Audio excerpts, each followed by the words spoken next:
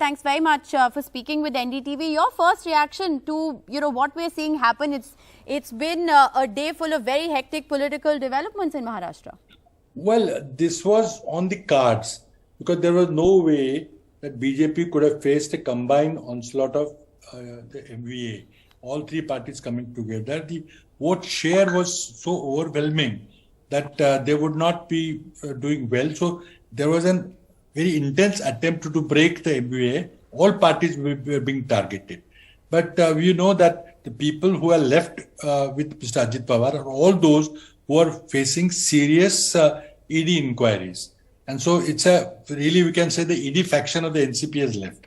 But again, we are not very clear about the numbers, whether Mr. Ajit Pawar indeed has 2/3 numbers required to effect a split, or he doesn't have 2/3. Whether Mr. Pawar has more than 17, 18 MLAs with him, that will be made clear in a couple of days. Okay. So this is an evolving situation. We don't know what has happened.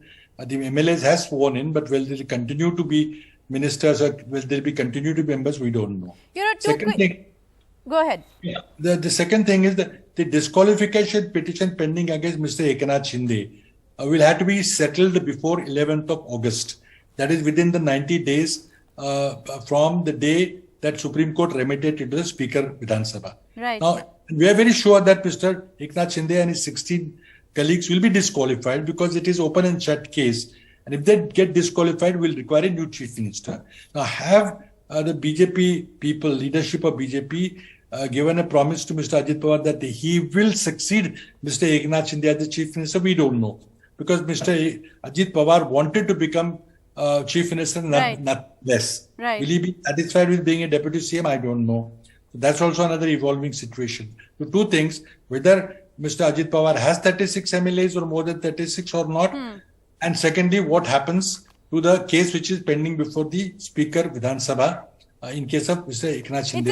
It's interesting because you're saying that this is all essentially instigated by the threat of the ED. This is a narrative that the opposition has maintained. But I want to ask you something that Ajit Pawar said in the press conference today, which is talking about the fact that the opposition is a divided house. There is nothing known as opposition unity. This particular story that has unfolded today, hasn't it in a certain sense dealt a death blow to opposition unity? No. Mr. Ajit Pawar saying anything doesn't matter at all. Ajit Pawar has been a member of a coalition since 1999. First 2 parties, then 3 parties. So he has been part of coalition.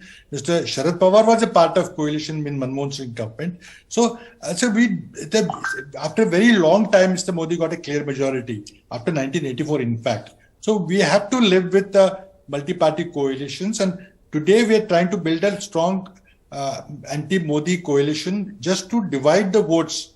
Because in last 2 Lok Sabha elections, we saw that Mr. Modi only got about 31 to 37, 35% vote. 65% people voted to defeat Mr. Modi. But those votes are getting divided. So our attempt is to make sure that we put up one candidate against the BJP. My last question to you, what does this mean for the Congress within the Mahavikas Aghadi? So far, the only part of the Mahavikas Aghadi alliance that's been left unbroken in Maharashtra. Yeah, well, there are attempts to break Congress party also. But you see, 2/3 numbers would be about 30 MLAs. It's not easy. It's easy to break 1 or 2 people. That may happen even. But I think they have done what they have done. But we have to be also careful. We are calling a meeting of 4 MLAs day after tomorrow. And we'll make sure that everything is fine.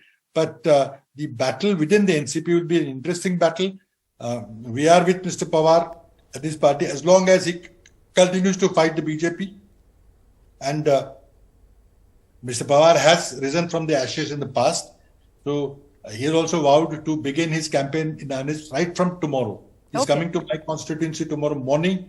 And I think from there he'll launch his campaign. And the MLAs who are supposed to be going with Ajit Pawar or not going with Ajit Pawar, all are in touch with their local leaders, the campaign managers who run their assembly campaigns and all that. If those give a negative signal, then all of them will come back.